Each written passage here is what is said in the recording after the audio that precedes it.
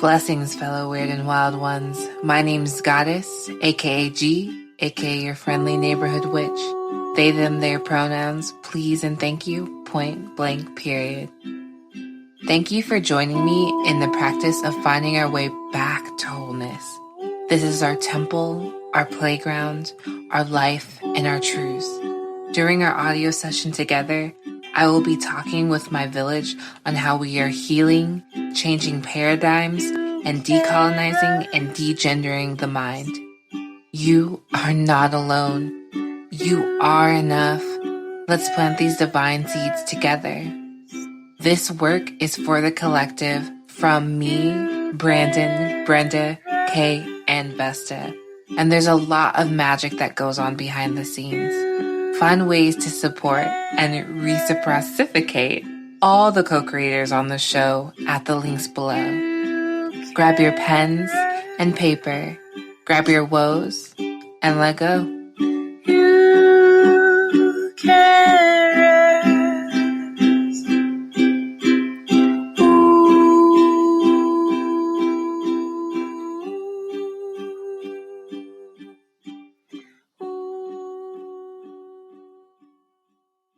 Julia Mallory is a creative writer and poet from Central Pennsylvania. She is the author of 6 books, including 2 children's books. In 2017, she founded Black Mermaids, an ever-evolving creative literary arts company. Julia is the mother of 3 children, Julian, deceased, Jaya, and Kareem. She believes we cannot avoid our grief and be free. Welcome, Julia. Thank you so much for being here. I'm excited to have you on. We've spent time together via your workshops, but it's nice to talk to you one-on-one. Right. Yeah. So how we start off each podcast is by first sharing our pronouns and the race or ethnicity in which we embody. And then we do a check-in question. So I can go first. My name's Goddess, and I use they, them, their pronouns exclusively. And I am Black. How about you, Julia? So I use, I guess, she, her pronouns. Mm-hmm. And I am Black. All right. Now we know. It's clear. And the check-in question is, in this moment, what internal wisdom is your body telling you? Ooh, in this moment, and I think it's just been influenced by some recent things that I have taken in. But in this moment, it is stop shrinking. Yeah. Ooh. Ooh. Yeah, that's one that lingers. Right. Yeah, that's one that lingers. For me, in this moment, my body is telling me I am safe. No one's going to take that away, and that I can sit in that. Yeah. So as you brought out in your bio, you are the founder of Black Mermaids. And how I came to you is actually through someone who has previously been on the podcast, TBN. And I was immediately drawn to like Black Mermaids. I'm like, ooh, what is this? Yes, let me look. And then when I went on your website, the first page, it says, what if during the transatlantic slave trade, kidnapped Africans aboard slave ships that attempted to flee or were thrown overboard in turn became Black mermaids upon entering the water? And I was completely hooked. Like I was so sold and captivated. So can you tell us more about what inspired this retelling of our history as Black people? So I was on vacation with my best friend. We were in Puerto Rico, which is part of her ancestry, and we we had went like snorkeling or something, and we're on this private island, and we're in the water, and um, her niece, like a piece of seaweed or something, like brushed against her leg, and she was like, "Oh my goodness, like, do y'all believe in mermaids?" And so I just like was spending some time with thinking about that, and then this whole vision, this possibility of um,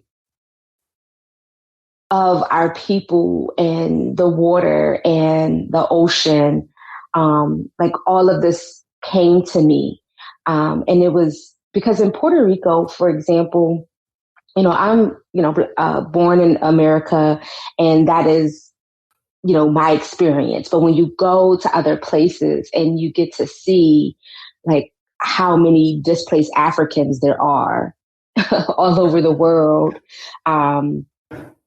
and so I think I was just already really feeling kind of this connection to the people and to the land in a certain sense. And so this concept, the telling that you just detail, it came to me. I thought originally I was going to write a travel essay because it just was an interesting experience overall. And being a writer, it's like, oh, I do want to like put something out in the world about this experience, but it wanted to be told in a story, and then the story came out in a poem. And so that is initially how it came to me. Ooh, to go from travel essay to just like such a beautiful imaginative poem is like a huge transition, like huge transformation. Wow. Okay. All And right. it can be Wow. difficult sometimes because people will like ask like origin stories about certain things that I come up with. And I don't like to try to be revisionist or just make things up that sound like cool stories, Mm-hmm. about like, oh, this is how I arrived to it. Because sometimes even, I feel like even when I was writing it, I didn't necessarily, I don't know. Like it initially I wasn't so sure. Like, oh, is this going to be something magical and enchanting, or how will people respond to this? Um, so yeah, I don't even remember the time period between travel essay and poem, but just know that that's eventually what happened. Mm-hmm. Yeah. It kind of it doesn't like the most beautiful thoughts don't always come like with these really deep surrounding Right. surrounding stories. Um, I the fact that you were in Puerto Rico is really interesting. I was talking with a queer elder and my community, and they said like, oh, what was it? They said where our nationality or like where we're from just depends on where the boat decided to stop. Right. And that that really hit, um, because it's just such a reminder of how complex our histories are and how interconnected our histories are. Um, and like also a really warm reminder that like I'm like we're not alone. Like in the US, we're not like this isolated group of like Black folks. Like there's other people who have different stories than us, but like very similar identities as well. And like the fact that like these little snippets of who we are, who we were, or who we could have been, if we were still in Africa, can still show up in our cultures of what we made for ourselves here in the countries we are now in, I think speaks a lot to our resilience, which I think gets like overplayed and like, but it does speak a lot to how much we were able to adapt and how much we were able to continue on. And I love the idea of Black Mermaids in this context, because it also makes space for the ways in which we can now reimagine what that trauma of having to be why we had to be resilient, and why we had to adapt. Like, what can that look like for future generations, and how we hold space for all that is our history. Yeah, I think the boat stop, the use of the boat stop as kind of, showing the complexity, I think, of what Blackness and, what it could mean across the diaspora. Because I like it. And then I think it's also layered, right? With wanting to, when people are like, oh, they just Black too. And it's like, I understand that. But then there's also, with respect to people, like wherever we ended up, there's also been an additional and unique culture in the way which Black folks have had to adapt, right? Whether to the land or to colonialization or whatever those differences might have existed. And so, I think it's beautiful when we can honor each other's legacy, right? In addition to our overall arching legacy, but then also being able to honor those unique ways in which Blackness presents itself across different lands and different places. I think our resilience too, because I have such a complicated. I've just been this last week, just me really exploring like my complicated relationship to resilience and the way that it is. It's like, yes, we are resilient, right? Like I get that part. And then it's like, but dang, sometimes we have to really have to grieve for all that the resilience didn't pay for itself. Like it cost us a lot, right? To be able to say that. And I think that sometimes we don't want to talk about the cost because we want to just be grateful for the survival. We just want to be grateful for the resilience. And I don't think that is sufficient enough for us to be fully realized. And I think it's okay for Black folks in particular, Black folks born in this, in America, to absolutely appreciate the unique ways in which we have embodied Blackness here. And then also really, really still miss, all that we don't even know that we miss, right? To still really, like, because a lot of us, like, we are carrying that longing for meaning, for understanding, for connectivity to places that we can't necessarily put our finger on, put our feet on, like, so we're trying to make the best out of it. And I think there's nothing wrong with wanting to make the best out of it. And I also hold space for Black folks who are like, this is the best of it, right? Like this, I'm fine. Like I enjoy my Black American embodiment of who I am and what it means to my people. And so I think there's layers in there that I try to acknowledge and honor in my work as well. Yeah. Ooh. I'm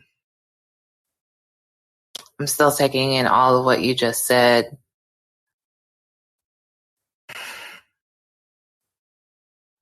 Because I think that like maybe it's time for either a new word or a new definition of what resilience is, because I don't think that resilience has to be like, okay, this onslaught of hardships and then you're able to pick yourself back up and keep going. I feel like there's this space in between the onslaught of the hardships and the picking yourself back up, where you can actually like pause and take all of it in and grieve, be angry, you know, move into it a bit more. See, and I think that is part of what I'm taking issue with, is that resilience in itself might be sufficient, but it is the way in which resilience to me should be like, it should be kind of like the outcome, right, of having gone through all those steps, right? It should be the outcome of having acknowledged the trauma, reckoned with the trauma. And I think what is often happening is that there's no reckoning, that middle, which I think you might be referring to. I feel like resilience is sufficient if we have the reckoning. But we can't be walking around calling what some of us are doing as resilience when there has been no reckoning. And I think that we can absolutely perform resilience without the true middle, without the reckoning. And I'm okay with, I believe, in having the resilience part, but I want for us, to be able to reckon, and then let's call that true resilience. But it reminds me, there was a professor who I think her background is like in education policy, and she wrote that book called Grit. I don't know if you heard of the book, but It was like, you know how like, it's always like, okay, let's come up with another unique way to talk about the thing we've already been talking about. And so grit was supposed to be the thing that like, look at these group of kids who have been through the worst, and like, look, they still survive and they still can thrive. Let's study them and let's call it grit. Right. And so I think that's the part that I find peculiar about how we go about this sometimes. Like, oh, look at the resilient examples, but we don't want to talk about all that it costs folks. We don't want to talk about how people should have never had to make those choices.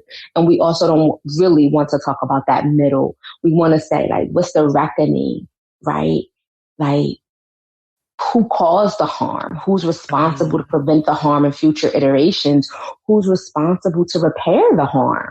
It can't just be the resilient people, right? And I think that is kind of where sometimes I feel like in a rush to being, hey, we're resilient, because that's the Black Mermaids tagline: bold, brave, and resilient. But when I'm talking about resilience, I'm talking about we've hit all those steps, right? Resilience is the outcome of even going through that middle phase. I like your use of the what's in the middle, and it's making me say like the reckoning is what's in the middle.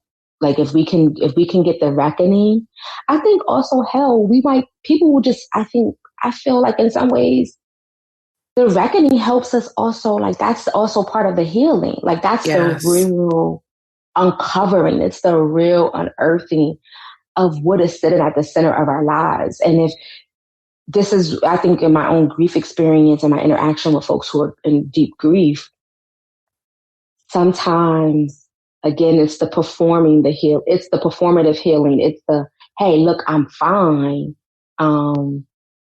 Until we realize like, oh, we ran out of the space to be fine because we never really reckoned with what was really making us not fine. So, but I won't belabor the point. I think I don't know. I think just hearing you say it that way, it just made me think about it in an additional way. And I can appreciate that. Yeah, you give me lots to think about as well. The idea of reckoning it settles on my body really nicely and kind of soothes a lot of the anger. That comes in waves lately, with all the murders and the lynching, just all of it, and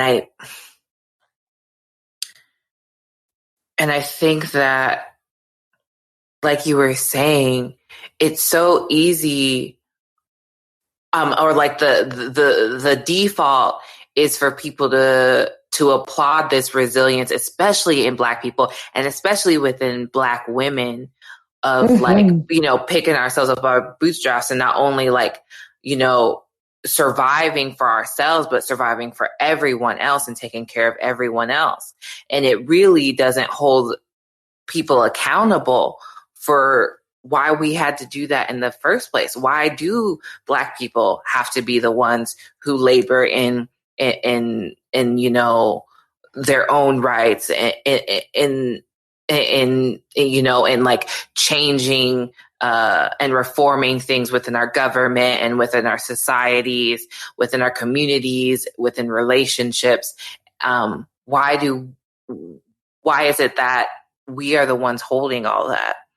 And why is it that it's almost like they create this ideal person from us? Like this, like, oh, you're just doing so great, keep it up. But not really. And when I say people, I'm white folks for sure don't want to do the labor of looking at how they have created so much of this. Right. Like how complicit folks are in our undoing. And so, in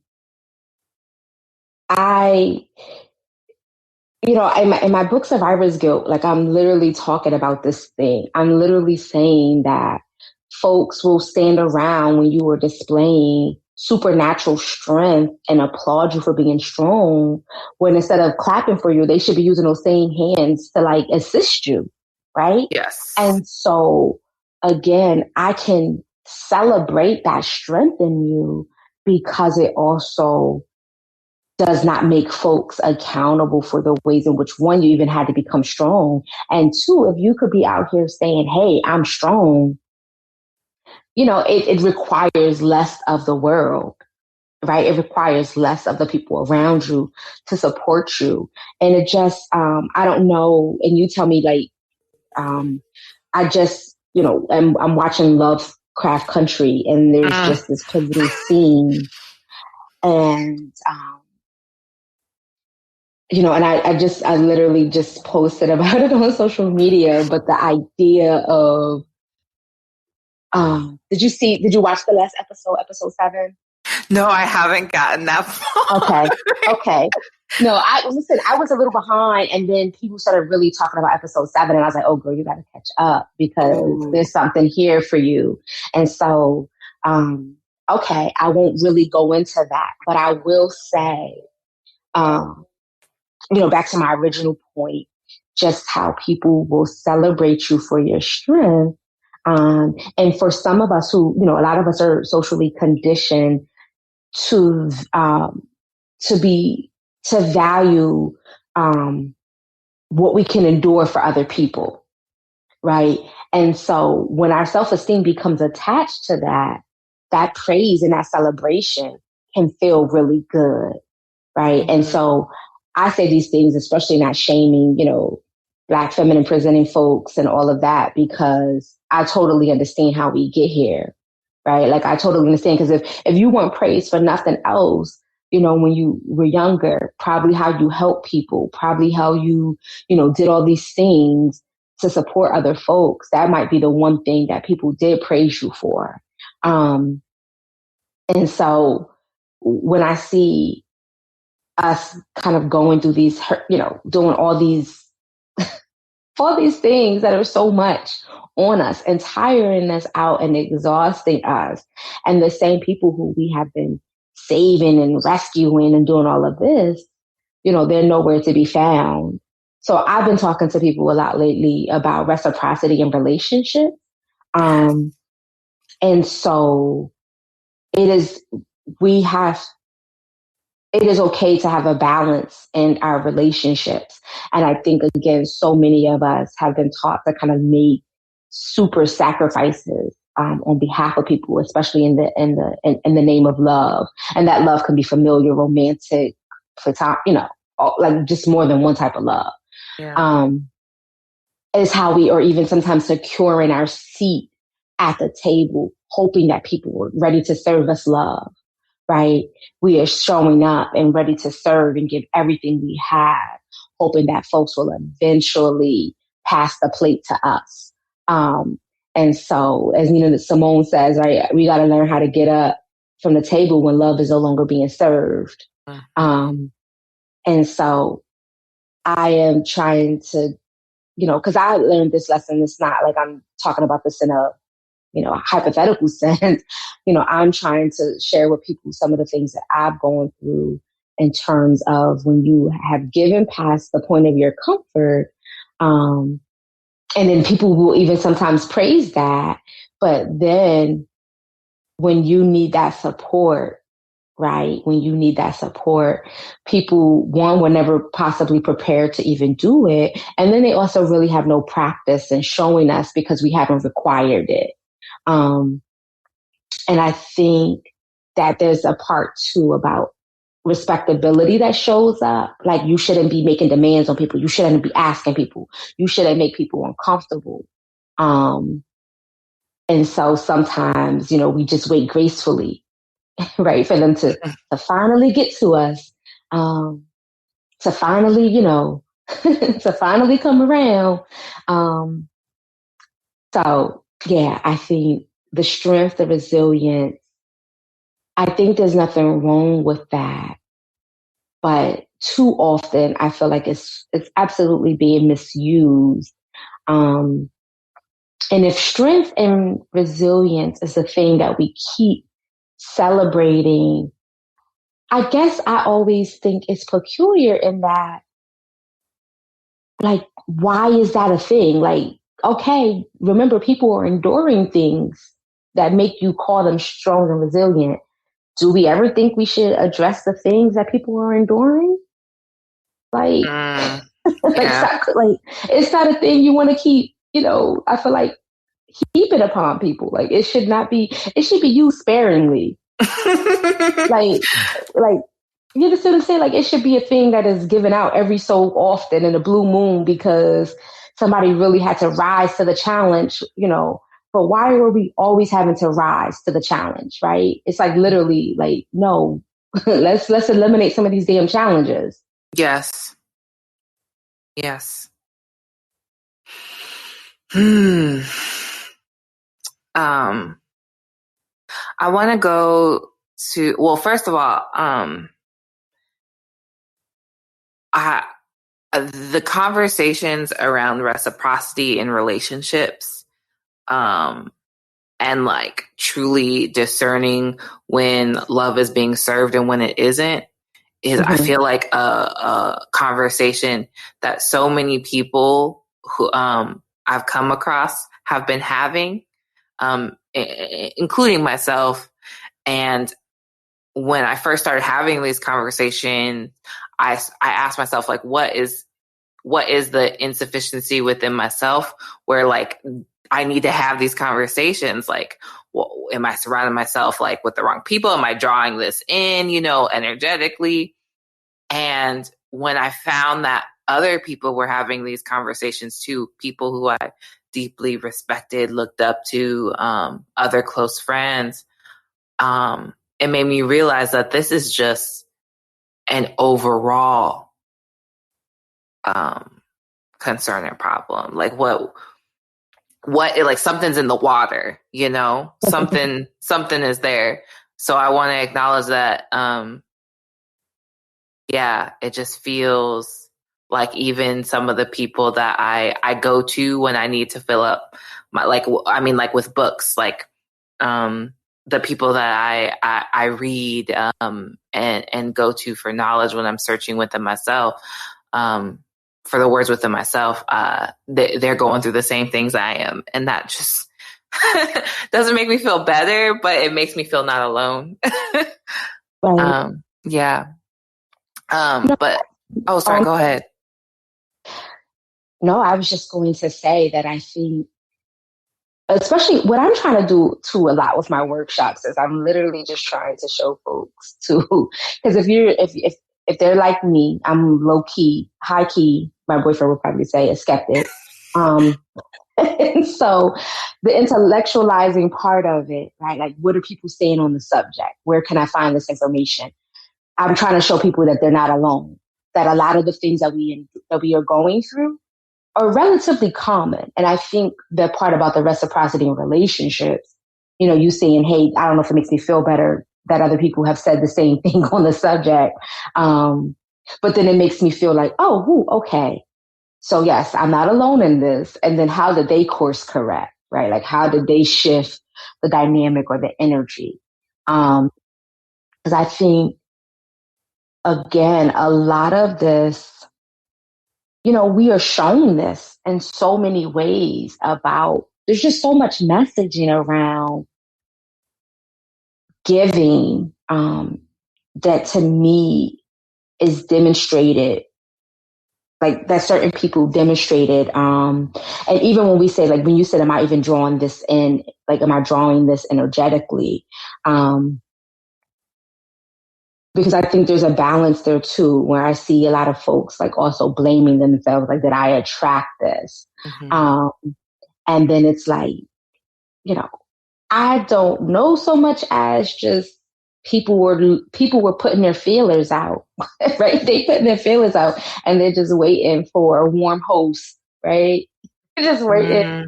They're just waiting for a warm host. And if it sticks on you, then hey, it's stuck on you. Right. And so sometimes I know I just made a video about this yesterday about, sometimes, again, even with the respectability, like, I need to be seen as good. So then I become a super giver. Or that's just how I was raised, right? To have a good heart. But I'm a firm believer too.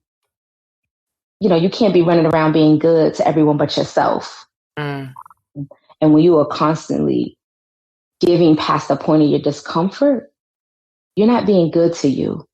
And then I think, damn, well, some of us were taught too, it ain't all about you, right?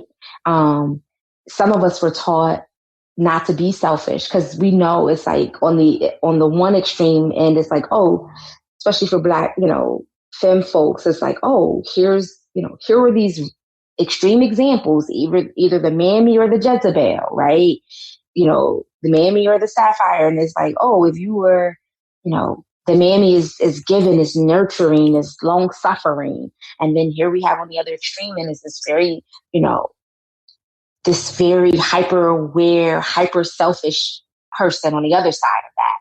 Right. And so many of us are, oh, I don't want to be seen as that. I need to be seen as good because I am a good person. So I don't want people to misunderstand me. So let me demonstrate my goodness through my deeds, which I'm like, because I'm a giver, like service, but not servitude. So it is okay for us to give. But if you are giving past the point of your comfort, that's where we need to interrogate that. Why is that? Why are you giving past the point of reciprocity? Why are you giving? Because I think that lack of reciprocity, like, it definitely creates imbalance in our relationships, and then in turn it creates imbalance in us. So, yes.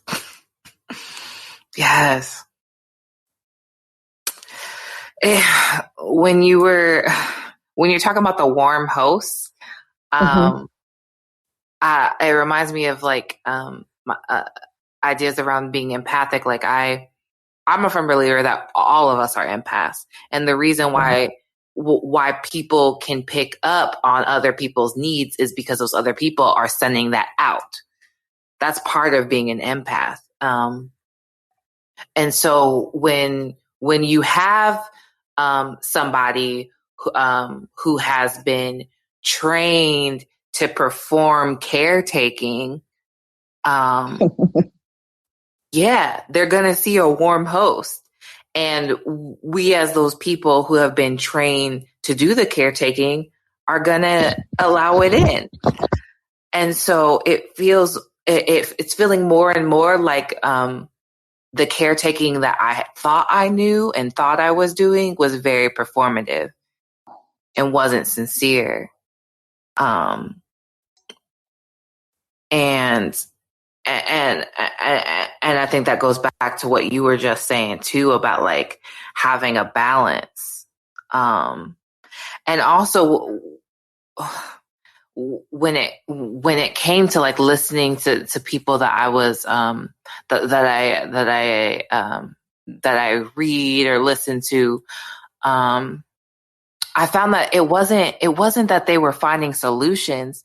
We all have like ideas on how to practice this, and we're trying to put those ideas into action, but we're still fumbling and we don't have all the answers.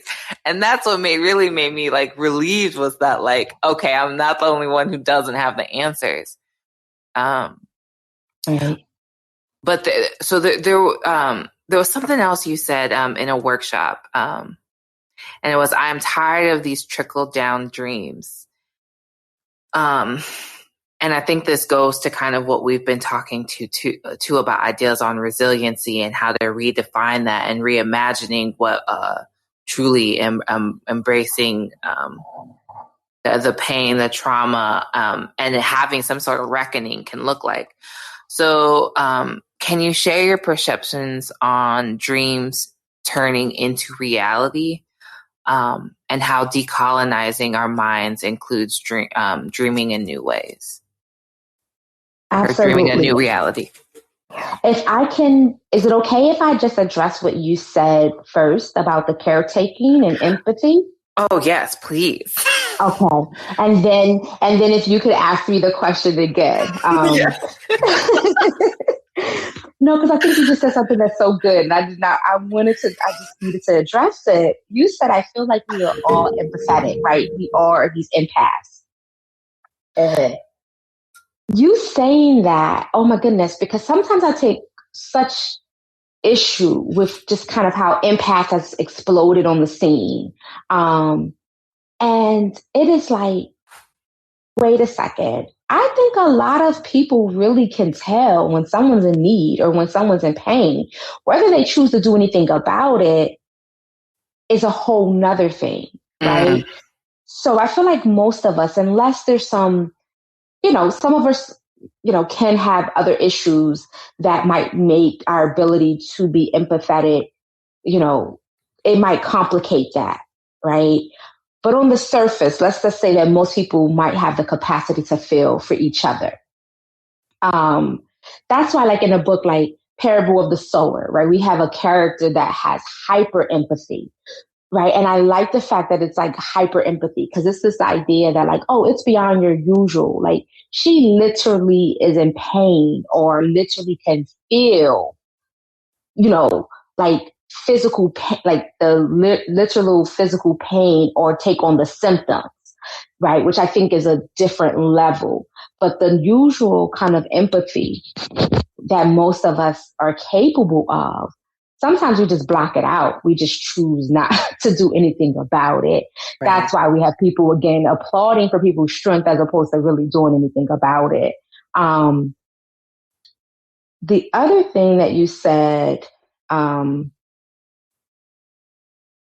about answers, like the people that you've been studying, like they may not have all the answers. And so I feel like that's what life should be. I feel like life is kind of this continuous pursuit of answers that work for us in a particular moment. And so I think when we give up, when we become static or stuck, it's because we just got tired of trying to find the answers that we needed in that particular season, right? We got tired of trying to like be resilient, right? We got tired of trying to work through the reckoning. So that's why we settled on the performative piece of it. That's why we settled on looking like we were doing the healing work when we really weren't. Because especially in this Western Americanized space that very much favors kind of this like the binary of logic over emotion. So logic is like, oh, you got the answer one time and then that's supposed to satisfy it, right? Mm-hmm. But a lot of us know For real, we are always coming up with new answers. We are always coming up with new ways of doing things depending on the situation. And that's why when I say to folks, because somebody said to me, Julie, like, you mean I have to do this grief stuff like forever? Like, two of my Aries peeps were like, you mean I gotta do this forever? And I was just trying to say, like, hey, it will shift over time. Like, it's forever in different ways, but it's not always going to feel the same. So I think that's the hard part for us too, especially, like you said, for folks who are trained to perform caretaking, also kind of running into that respectability piece. We're not supposed to question consistently. We're not supposed to ask for things, right? We're not supposed to have these series of negotiations. We're supposed to be grateful for what folks have already decided for us, the answers that they have given us, right? And so that's why I think sometimes this work can feel so daunting, because you're like, dang, you mean even if I met somebody and they cool and we seen the vibe and we're good friends now, you mean that I'm gonna have to have these conversations later? You mean that I'm gonna have to revisit this thing or negotiate this thing? And so sometimes it can just feel easier to just not have to deal with, because I feel like we don't have all the answers, but it's like, I feel like we've been kind of taught to like value our intelligence around the answers that we come up with, but more so like they're one time, they're finite. Like, here's the answer. Mm-hmm. That's it. And it's really a consistent questioning that gives us the ability to find the answers we need in a particular season. So I just wanted to address that. Ooh. But when you were talking about gratitude for what like people have already decided for us, I was like, that part. Woo. Listen, it's rooted in so much, Goddess. Like, you see it show up so much. Like, that, like, you all should be grateful, right? The moment, I remember seeing this lesson early on in my professional career. I had a homegirl who worked for an organization, and I remember how it was all good. Like, sometimes she had some employee things she needed to work on, right? She knew that part. But I don't know if they were as bad as what she contributed to the organization. Like, I feel like what she contributed far exceeded those little blemishes that she had. Okay. Again, also requiring perfection from Black women too, mm-hmm. to even get some sort of reward. So it was all good until she asked to be compensated for her sacrifice. Now that she needed the compensation for what she had been giving, it became this conversation, oh, you should just be grateful we didn't fire you. Yes. But it was like, but wait a second. I was out here, I was still letting me work for you. You were still out here letting me work 20 additional hours above my normal pay time, So who should be grateful here? Right? It's like, oh, Black women are so special. Y'all gods, y'all goddesses, y'all all these things. Mm-hmm. And so we're like, pay us. And then it's like, well, what's so special about y'all anyway? Right? So. Yes. Whew. Okay. I'm going to admit right here and now, y'all, that this conversation is taking on a whole new form than what was originally planned, and I am loving every minute of it. This is so dope. This is so dope. Okay. So you asked me to redo the question. Okay. And it still applies to what you were just saying. It still applies. Okay. All right. Whew. Okay. And in one of your workshops, you said, I am tired of these trickle down dreams. So can you share more about your perceptions on dreams turning into reality and how decolonizing our minds includes dreaming a new reality? Well, I think when I was saying, and forgive me, I think when I was saying, I'm tired of the trickle down dreams, that part of it is just, again, like we can decide for ourselves. Like this world has been consistently trying to tell us what they think we're worth, what they think we deserve. And the most tension, becomes when we decide, no, these are the dreams that I have for you, for myself, right? And so a lot of times, other folks' dreams, I think this is what I was saying in the workshop, other folks' dreams, have been at our expense, have been at our demise. And it's always kind of this idea that like once everybody gets theirs, then eventually we'll get ours. And for some of us too, again, in that caretaking space, we have also believed, like, I think I was in the workshop, I was also using Audre Lorde's A Litany for Survival, where she talks about, that basically our children's dreams don't have to mean the end of our dreams, right? And so I think about mothering and, parenting and caregiving kind of all as this extension of one. And so I think for some of us, we were also kind of trained to think you should feel good when other folks are achieving, accomplishing, living their lives. Like that should be satisfying to you. I think it depends on what a person's dreams are. For some people, that might be satisfying. And then for some other people, we might be like, I don't know. I feel like can't we have both? Mm-hmm. Right? Like, hey, I want you to win, but just not at my expense. Right? Like, how can we also, I think, so there's a couple things with the dreams here. One, I think the trickle down part is that people kind of trying to decide for us. And then also people wanting us to be at their table to help them build, to help them win. And then the idea was that we did all of that. And so therefore we should have gotten the benefit, right? I think about Black women in voting, right? There is no more consistent, loyal voting bloc in this country, but Black women. And we have made entire campaigns. We have built giants, right? But when you look at the prognosis of folks, Black women, right, have some of the worst outcomes in a lot of areas of life, right? So that to me is the trickle down part, right? We have invested in folks. The idea was that, hey, make me a king, make me great, make me this, and then you'll be taken care of. And so we've seen that, oh, no, we've not been taken care of. In fact, a lot of y'all turn on us. A lot of y'all act like we didn't help, right?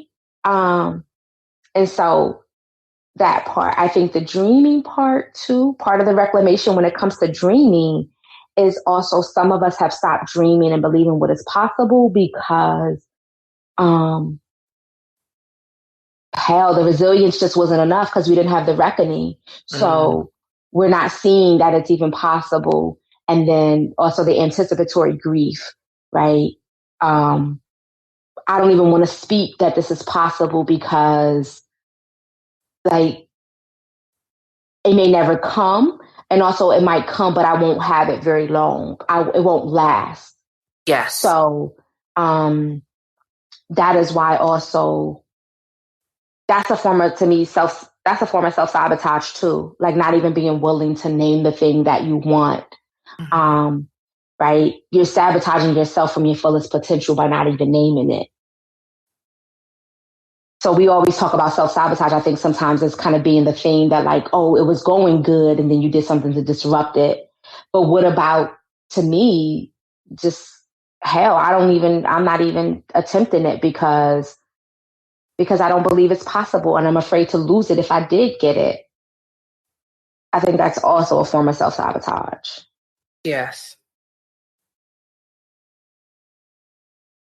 So I think the biggest thing that we can do, Black folks, Black femme folks, like really like naming our dreams, and the courage to also sometimes understand, like that's why my expression, like an easier assignment is not coming, because some of us gotta be okay with it's your assignment. some of us got to be okay with giving ourselves permission to take back our power. We have to be okay that folks are going to talk about us. We have to be okay that folks are going to come for us, right? They're going to call us selfish. So we have to be okay that sometimes naming our dreams, it may not be what other folks want, right? It may not be what other folks think is possible. So for reclaiming of ourselves is naming what we believe to be possible.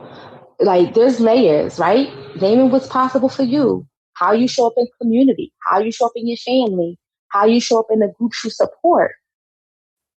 But too many of us are doing all those other showing up without ever showing up for ourselves. That's not okay. Yeah. It takes me back to the story you told about a coworker, and that resonates with my own experiences in workplaces too. Is that, like, first of all, we are working toward fulfilling someone else's dream in that situation, you know, and probably not getting paid fairly to begin with, but because we feel that we might lose, lose what we do have within that narrative, or we feel like we aren't even good enough to be where we are, we work 10 times as hard. You know, those extra 20 hours, doing added, jobs, sometimes being the diversity and equity and inclusion person, and that it wasn't our original job, Right. We're doing all these things for like the minimum back. Not even, maybe even the minimum. And so when we finally are like, hey, I would like to be fairly compensated, I would like to have enough to now realize my own dreams, I'm starting to at least have the space to like see some of my own dreams, and I want to be able to fulfill those, then it's like, oh, well, you weren't that good anyway. What did you ever do? Right. Like, listen, all those things. So some of, the cultural piece too, just for Black folks in general, the idea that we had to work twice as hard to get half as much, right? So a lot of us grew up with that. I don't believe I was told that by my own parents, but it's cultural. So you just see it and you observe it and you hear it. And so a lot of us, right, we have internalized that. And then the numbers are not that far from that. So if Black women are making 62 cents to the dollar that a white man makes, I mean, that's pretty much working twice as hard to get half as much, right? Mm-hmm. So it's not like it's a lie. The thing that again goes back to, I remember listening to this interview from the reporter Jackie Reed, who they were talking about Sheryl Sandberg's Lean In. And Jackie Reed was like, I don't feel like this applies to Black women. She said, because a lot of times, basically as a Black woman, when I lean in, I get pushed back. Yeah. Right. And so there's research that shows that, people say, oh, you got to negotiate, you got to ask. Listen, do all those things. But then we also know there's also a culture that penalizes Black women for even asking. They have research that shows that in the workplace, when certain groups ask for compensation, it's not seen as a leaning in or invitation to have conversations. It's seen as a chance to kind of start checking folks, like you said, what did you even do? Like it's not seen. And then also people, again, the narrative, we've been called lazy ever. I saw a quote that said, we've been called lazy ever since we started working for free. And then someone said, well, Julie, we were called lazy even when we were working for free. And I was like, okay, that's true. Mm-hmm. And then, right, when you layer that, again, the way this system was set up, the system was never set up to to integrate the compensated labor of Black people, right? It never was set up that way, right? So I think that people who have been socially conditioned to think about Black labor a certain type of way, that they feel like, oh, y'all used to be in chains. Again, a lot of this is subconscious. Like, I don't think that people are just feeling this, but it's passed down through generation.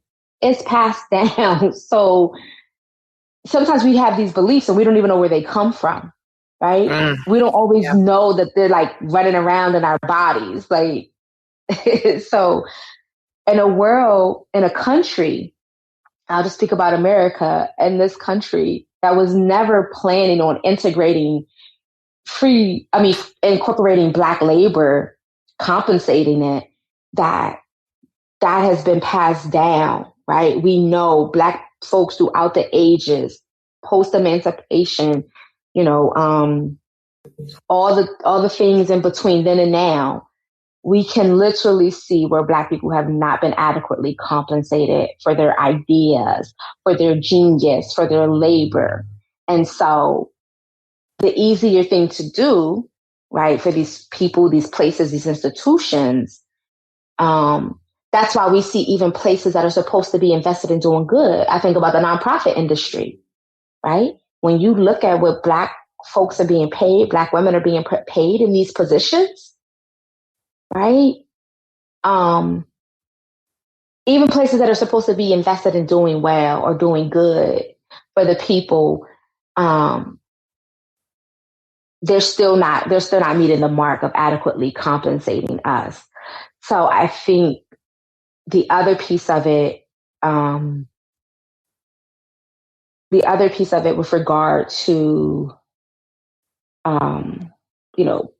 Black folks and Black women in compensation, that other part about, like you said, like they say, well, like we have like kind of this imposter syndrome, right? Which I don't like that expression, because I always feel like when Black women especially say that, I'm like, who are you pretending to be? Like, you already showed up and had all these degrees and all these ideas and all this amazing stuff about you. Imposter syndrome is like, it just almost sounds like the wrong type of language to blame people for situations that they didn't create. So I don't know. I'll digress there. I feel like I'm kind of getting off a track. No, there's something there. There's something there. I think you're starting to get at some form of like gaslighting, or yeah. There's definitely something there. I totally see that. I see what you're saying. Wow.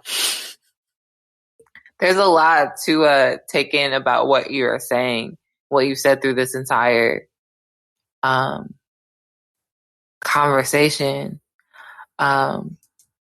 So before we get in a little bit more into Black Mermaids, I'm curious, like, what are some of the practices that you are now using to redefine and dream up a new definition of resiliency?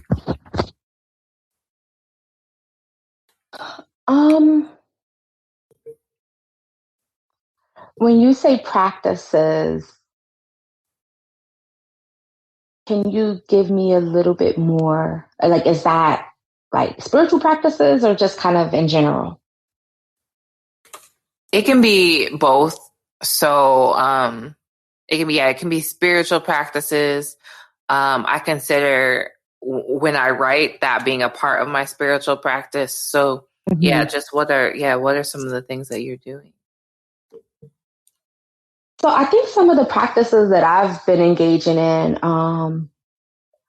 the writing is huge. I think just as a writer, that is, that's huge for me, being able to give thought or put into thought on in a way that lives on, what my ideas are, calling in other writers throughout the ages, being able to crystallize my feelings around particular subjects. So writing is huge. I've been doing a lot of reading lately. And to be honest, I'm a person that mostly only reads things written by Black people. Probably 99%. To be honest, is mostly like 100%, but once in a while, something will come up. Because I feel like Black people, like, we have written so much, we've said so much. And I think for some of us, that's part of the reclamation too. Like, we were only, depending on how you were schooled or where you engaged with the educational system, you know, it was radical for a teacher to give you or assign a Black book. So to me, the reading piece, just really being able to connect the dots across different types of genre or different types of subject has been really helpful for me lately. Another practice, part of the resilience and the reclamation too, is just stillness. I'm in a season in my life where I just can't be running around doing a bunch of stuff.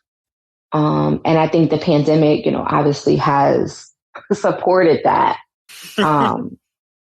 But stillness as a commitment to make space for the visions and the signs and the messages that I'm supposed to have.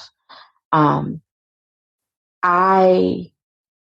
my mothering looks a lot different now because of the ages of my children. But I can hear my thoughts in a way that I could not before. Like, I can latch on to ideas and patterns in the way that I could not when I was, a full-time college student and, I had two small children in school and sports and art classes and, PCA mom, all those things, while also, working full-time. So I can just hear in a way, I can hear and feel in a way that I could not before. But meditation, that's one of my practices. I'm also big on sound. So really listening to music. I play my Mbira as well. Those are drumming. Those are some practices that really help me sustain myself. Come through, musician. I didn't know you played the Ndera. That's so cool. Yeah. That's dope. I find that when I write, as I do it more, and throughout the years, it started to change because it's where I feel full permission to voice everything. Mm-hmm. And so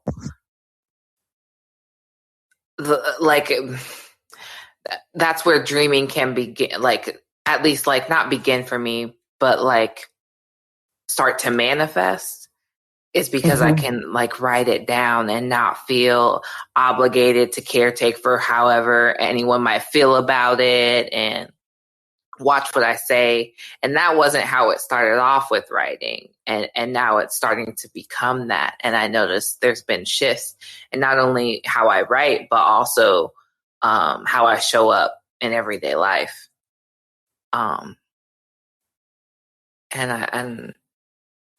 I sense, just from what you've been saying, I resonate with a lot of what you've been saying, and it's a great deal, in part because of writing. Yeah, no, I think I think for writing, especially I know I think you're scheduled for the Whose Imagination Created You workshop on Sunday. Yes. And as part of what I've been realizing too, and engaging with folks around kind of these healing spaces, is that it's we're telling people to dream, but some people are like for some of us, we gotta kind of declutter the space, or like you said, decolonize our minds, right? But sometimes decolonizing our minds isn't just kind of like what the overarching system of like white supremacy has done. Like sometimes it's just like, damn, my mama wanted me to be this. I don't want to be that, right? Right. Sometimes our dreams, like I'm trying to help folks be like, oh, okay, yeah, now I can hear the sound of my own voice, because sometimes the dreams come to us in everybody else's voice but our own. Even the writing for some of us, it's like, oh wow, I didn't know I could say those things. I didn't know I could write like that, right? We some of us sit down to write, and we feel it in our bones sometimes what we want to say and how we want to say it, but somehow it keeps coming out sounding like, other people, or the canon or whoever we're supposed to deify around writing. And so that's why I really enjoy working with young people and doing writing workshops with them, because really just trying to get them to see early on, like, no, you could tell a story about that, right? Like, no, that's a story. That's something that you've experienced, or that's something that you think is important. You can write about that. So I think like a lot of the work I'm trying to do too, just about the writing and just getting folks to know like, oh no, you can use your imagination in that way. And that's sometimes too decolonizing our mind, like reclaiming our imagination. Like I think you saw it on the mailer, like one of the things that even kind of how whose imagination created you, like that kind of comes out of that. Like even us using our own imagination, reclaiming how we see ourselves and how we imagine ourselves and how we reimagine ourselves and how we reimagine ourselves depending on where we're at in our lives. Yes. Because it's not always hey, I decided this is who I was when I was 15 and I'm never going to change that. Right? Like sometimes, I always I had wrote a poem about my son years ago, and I was saying that, as a teenager, he's not tall enough to see over his own experiences. And I think that's what's up. Yeah. Woo. But I think that, and as I just thought about it in this context, I'm like, damn, some of us aren't either, right? Like some of us have absolutely been limited by our experiences. And not that we never had dope ideas about who we were or who we wanted to be. It's just we let, the world started running interference on our thoughts and who we, and it started running at odds as being seen as good or being seen as respectable or seen as decent. Right. So then we just stop imagining. We stopped, like I said, dreaming because we didn't even think it was possible. Or even like we just stop responding to that urge because it can make us dangerous if we like it's dangerous to us if we're not ready to act on it. Yeah. Walking around with that urge in you all the time. So you just try to suppress it. That's why when I tell people like whose imagination created you, I'm sorry, easier assignment is not coming. I try to tell people that that I don't always believe we didn't get the assignment. I feel like you just didn't get the assignment that you wanted. You didn't get the assignment that was convenient. You didn't get the assignment that was all these other things. And even if you don't tell me, or even tell your therapist, like, sometimes what's already been put on your heart. Like, yeah. Whether or not we want to admit it or not. Whew. Okay. You throwing some truth at us today. Wow. I'm sorry. And it's like, no, I'm trying not to like, it's like, okay, I think I'm going to have to start saying, hey, let's only talk about one thing. Because I feel like I could just I'm like, let's unpack it all. But like, Julia, that was the plan to begin with, and we still didn't do it. Hold on, you got like 10 questions. I think you. I feel like you try to ask one. Like, okay, let me at least ask one of these questions on this Because list. we went on a beautiful journey. I'm like, I ain't stopping that train. Let's go there. Let's do this. No, it's good. This conversation is a gift, and this is exactly where it needed to be. So thank you. So let's get into Black Mermaids and your work. So can you tell us more about Black Mermaids? And your writing. Sure. So Black Mermaids was never supposed to be a thing. It was never supposed to be a business, a brand, any of that. I, have been writing poetry for over, 20 plus years. I always considered myself a writer, but really just a poet. And at some point, late 2010-ish, I was like, okay, it's probably time. I had some peers in the game who were putting out books, and I was like, it's time for me to put out a book. But I just felt like the season wasn't quite right for me around the time. Because I think in my mind, I was like, I want to put out a book, but when I put out the book, like I really am ready to become an author. Like I don't want to just print 100 copies and, give them all to my family. Like I want to live life as an author. And so I was, I was like, which is fine. There's different ways people go about it. But I knew for me, I just was like, Dad, I really want to be a real author. Like I don't want to just do it that way. So, the time just never seemed right. And so around 2013, I was like, okay, I'm going to get closer to this. 2014, like, okay, let's do this. 2015, I was like, this is when I'm going to actually put the book out, but that didn't happen. And then 2016, I had abruptly got laid off from my job. Because I had already started working on the book. And then I was just so burned out. I was like, I'm not doing nothing.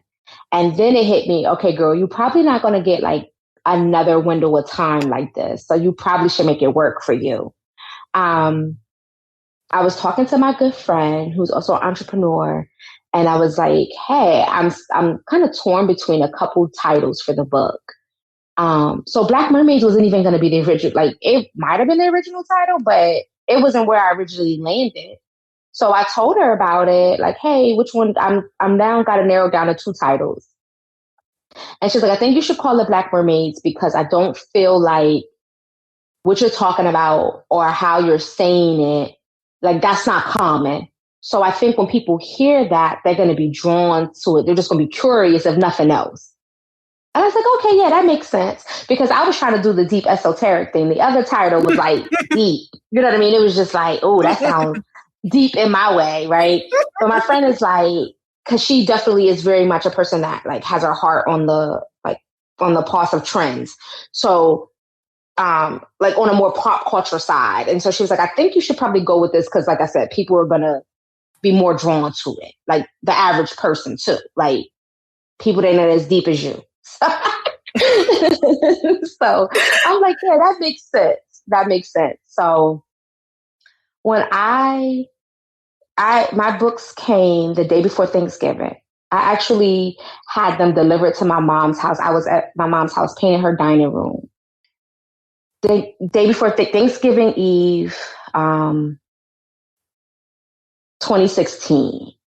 And when this book came out called Black Mermaids, it's like my whole life shifted. And I wasn't like the response that I got, like I wasn't anticipating it. Like I felt like it was something special just because I had finally did my work, right? I had finally put this book out in the world. I had finally been devoted enough to produce this thing. So to me, that was special just in itself. I hadn't really anticipated that like it was going to become this other thing. It was like a portal open. So Black Mermaids, basically, it started with the book. Very quickly, folks were like, because you know where the title comes from, right? So it wasn't originally how people think about, mermaids or Black mermaids in popular culture. So I wasn't anticipating that there were so many like Black Mermaid enthusiasts like in the world. So people were like, oh my God, like of all ages. Like it was hilarious to me. Like I had 60-year-old Black women like, I'm a Black mermaid. Like, and I was like, oh, okay. Because I wasn't coming at it from that perspective. Right. So it was resonating with people. And especially, I felt like there was a gap because a lot of people, because they saw the mermaids, they were connecting it with, initially the idea was they thought it was like maybe for children. And so I remember somebody saying to me like, oh, do you think my 10-year-old would like this book? I was like, it's not vulgar. And I know she could read it, but it's not like a book for 10-year-olds. No. So I started feeling like I felt this cultural responsibility to put something else out in the world that could let Black children see Black mermaids. Like I felt this huge responsibility because people kept saying it to me. And this is literally in a month's time. Like I was like, oh my goodness, I got to do something else.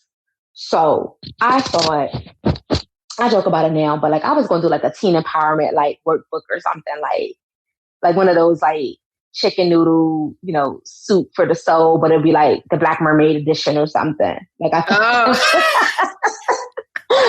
that's what I was going to do. Yeah, girl. So I thought that's what I was going to do. So then I ended up talking to the same friend. Like, hey girl, like, listen, Oaks is, I'm feeling like I need to do something else. She was like, Julia, why don't you just write a children's book? And I was like, when I tell you, I felt like, I still get chills just even telling the story now. When I tell you, it felt like time stood still. And I just was like, wow, like, why did I never think of that? Like, I love children's literature. That was like one of the best parts about becoming a parent. I could read to my kids the same books that I loved growing up. And here my friend is like, you should write a children's book. And in everything in me, I was like, she is absolutely right. So I sat down and I wrote a children's book, Karima and the Black Mermaids. I knew that I wanted it to be a little girl, but I wanted to, also pay tribute to my youngest son, Kareem. And I've always loved that name as well. So I was like, okay, we're going to call it Karima and the Black Mermaids. And I sat down and wrote the story. The words just flowed, Goddess. The words just came to me like I was getting this divine download. I finished the manuscript and I gave it to my daughter, who was like, I think 14 at the time. And I said to her, I think she was 15. She was 15 at the time. I was like, hey, can you read this for me? Tell me what you think. And she came back and she was like, oh, Mom, like, this is really good. It's like a real writer wrote it. Right. Right. And I was like, okay, coming from my introverted Libra child, I know that's a real compliment. Like, thank you. So my goal, I wanted to put the book out in the world. I work with my illustrator. Our goal was to have it out like May, June of 2017 because we wanted to like connect it with the young folks, as they were going on summer vacation. We wanted like, camps to buy the book us to come and do readings and all of that. And then at the end of May, the unthinkable happened with my oldest son, Julian. So I guess I'll just back up a bit. I did come up with one t-shirt design in January. I got a prototype printed, and then April I did host a pop-up shop. So I literally had one t-shirt design and the one book that was done. So it was at that point I was like, oh, maybe this could become a brand. But that's still literally all I had in April 2017 was like one t-shirt and one book. And I was like, okay. But it was allowing me to reach more folks. So, I could see the early brand developing then. And then we were going to have the second book, a children's book. And then the death of my oldest son, Julian, happened. So, yeah, I'll just pause there. Just, I don't know if you have any questions or, let me pause there. No, I don't have any questions.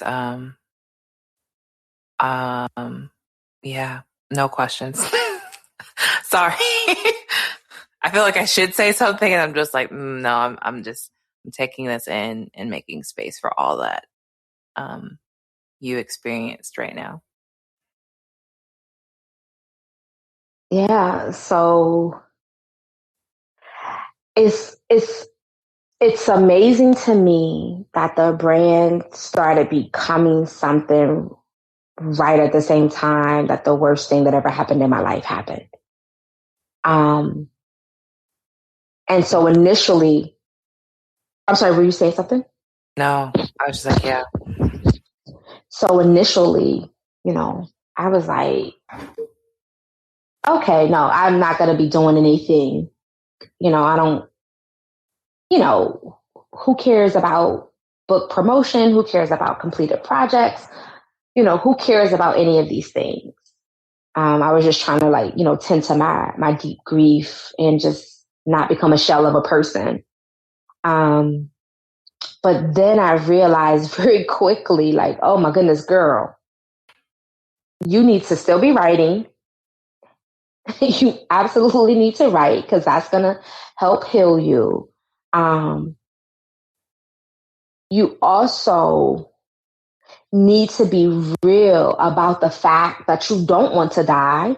You need to be real about the fact that you still want to have light, that you still want to have a life. That is okay. So I think when I confirmed that for myself, that when I could say, no, I don't want to just fade away in despair, and that Black Mermaids could provide a positive outlet for my grief, when I made those series of negotiations, it really changed my relationship to the work.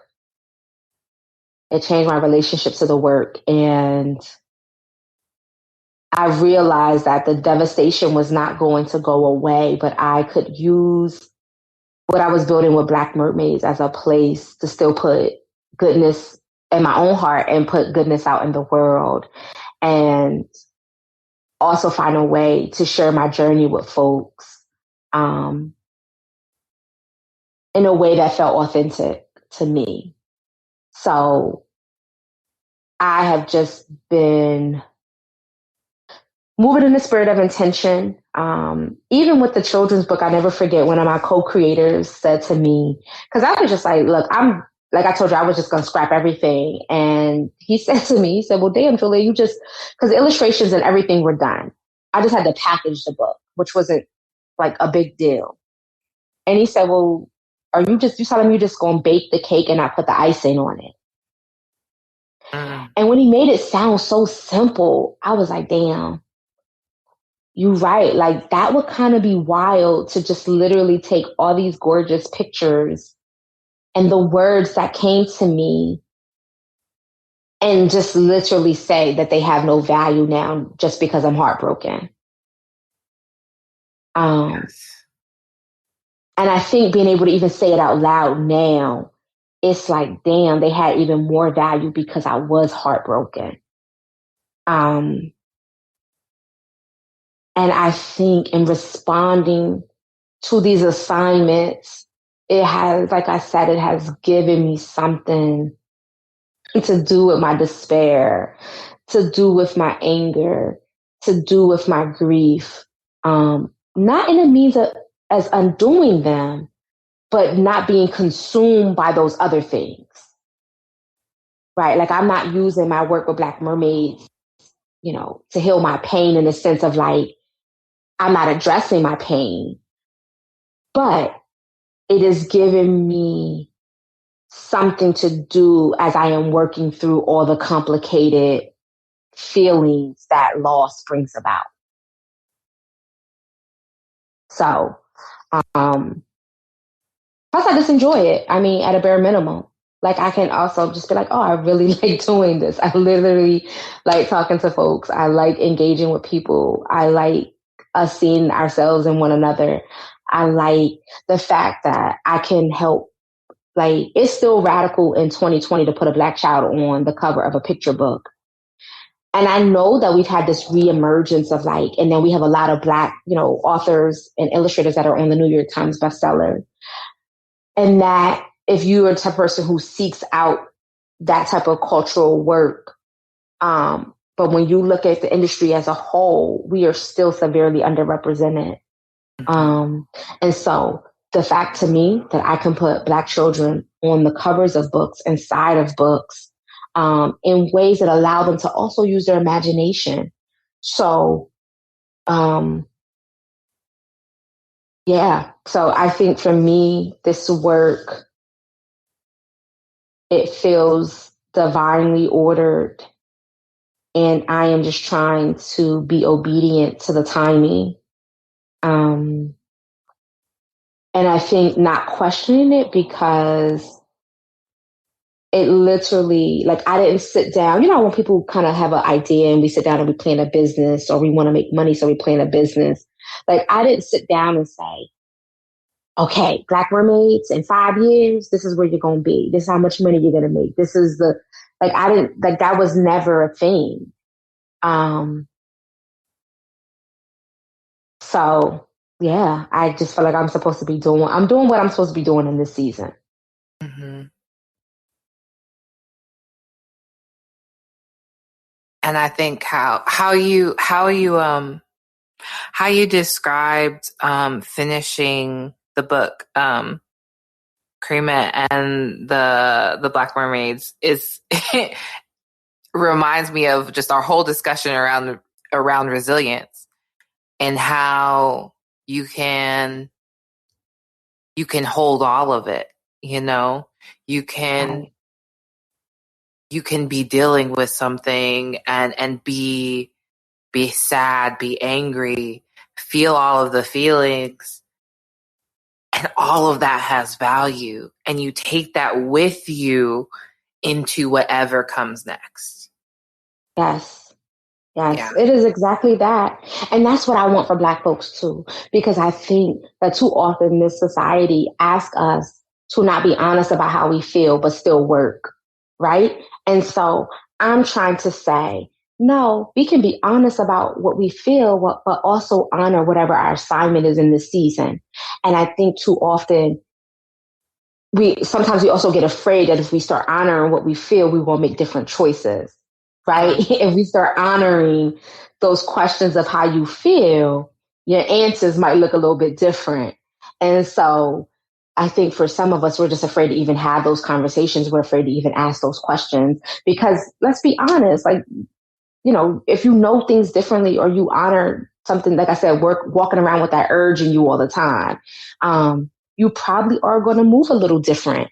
And I understand how so much is wrapped up in us not moving differently, right?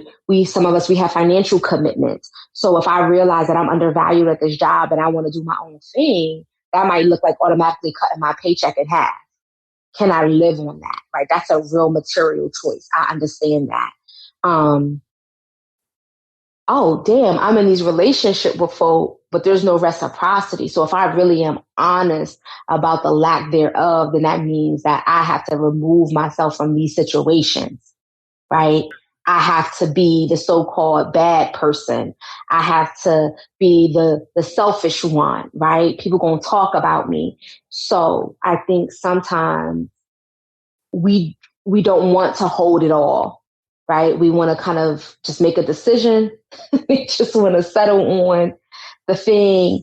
But I think grief for me definitely taught me emotional range. It taught me that, like, oh, okay, girl, like, you can be sad and still work. And you can still tell people you're sad and still work, right? Like, I used to think that if I touched the sadness in within me, I wouldn't focus on anything else. And I realized, like, oh, that's not true. Right? I realized that by touching those true feelings and being honest about them, it allowed me to feel the other shit that I needed to feel. Yes. Like, right? It's like, oh no, that's not sadness, sis. You mad, right? Or like, no, you're not mad. You just sad as hell. Like, it allowed me to really just be like, here are some other, like, here are the other things.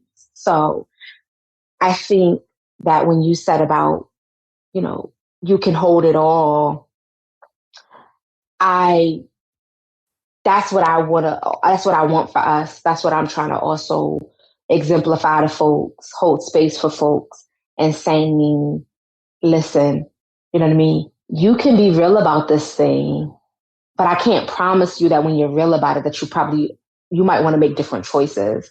You might Mm. choose differently this go round. I can't tell you that part. Like, I can't make you feel okay about that, but I can tell you that you can be sad and also still get some work done. Or get your work done. Like, and this is again, not just pushing through the pain. Cause sometimes I think that sometimes, you know, sometimes we push right through the message that was there for us, right? When we didn't sit long enough with it, we just pushed through it, right? Um, and even in the holding, because I think sometimes we can hold it all, but then sometimes it's like, but do you even want to hold it? Like, let's unpack some of this shit. Like, some of this ain't yours. Some of it, this ain't meant for you. Or some of this you don't even need to hold on to no more. Right? But then who are you without the holding? Who are you without that thing that you've been dragging around? Yeah. Um, there's so many layers here, right? I know I can't capture them all in this moment, but I think that's why when we can have those conversations with each other or just by ourselves or with our therapists or our healers or whoever, right, have been sent to help us work through our challenges. When we can be honest about it, then we can really identify the source. Because some of us have the same issue, but the root is not the same. Ooh, yes. Yes. So that's why I Yeah. tell people, like, listen, my why and what I'm doing might be different than yours.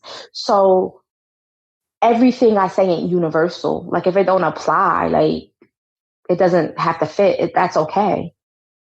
Like, you know your why. You'll know yours if you honor it. Mm. Whew. Um, all of what Julia is talking about, um, she also talks about in her workshops, y'all. Like, please go take the whole series, one of her workshops. The space that you create there felt like a homecoming.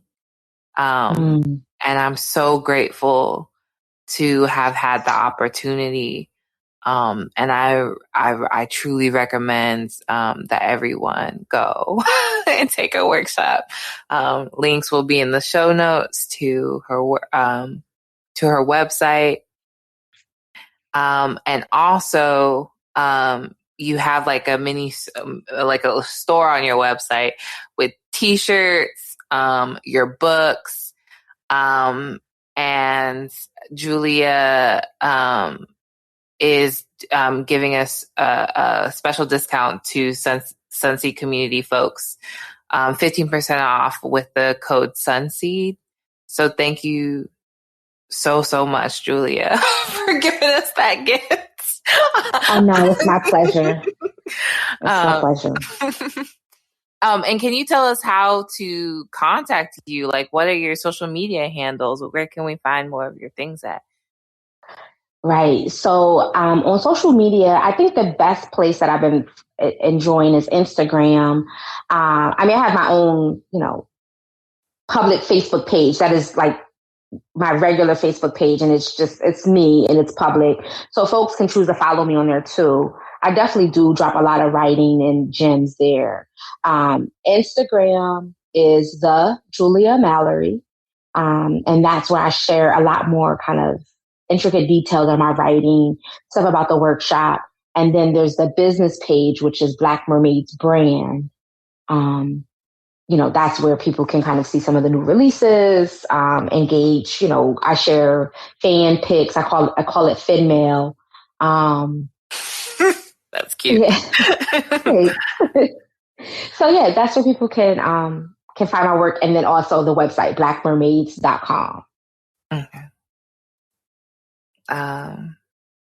And then for the BIPOC celebration giveaway that we are doing for each episode this season, you will get a special gift. So if you post on IG and or Facebook a picture of something you feel safe sharing about your magical practice, and like about your writing, and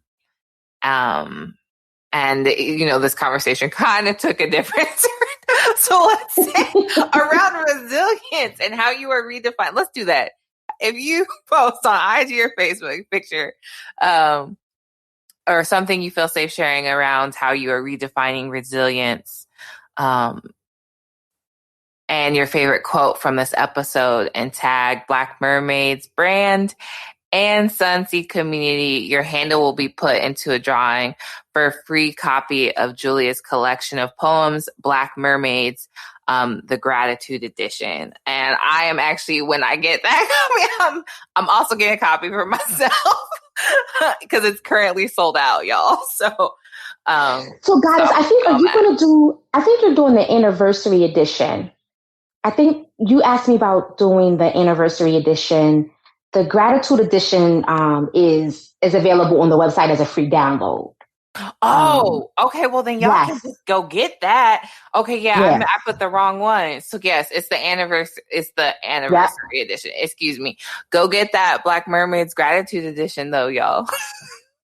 Yes, go get There's that. definitely some free downloads on the website. So definitely look around, help yourself. Yeah. There's a lot of goodies on there. All right, Julia. Well, again, thank you so much for, sharing your wisdom and taking us on this journey we did not expect to go. I loved every minute of it, truly. No, this was great. Thank you so much for having me and for seeing me and for supporting my work. I truly am grateful. Yeah, absolutely. That's it, y'all. That's our show. Big thank you to Black Dream Escape for providing us with the intro and outro music for season 2. We sincerely love your work and hope rest comes to us all. And big thank you to Vesta for producing our small but mighty podcast. This show is powered by the people. May the abundance come back to you and spread like wildfire. Sunseed Community is a space to practice collective healing. We do this through workshops, body and energy work, tarot, individual container building, and this podcast. To learn more, book us, and support us, visit sunseedcommunity.com and follow us on IG or Facebook at Sunseed Community. Bye, y'all. Rest will come. Rest will come. Rest will come. Rest will come.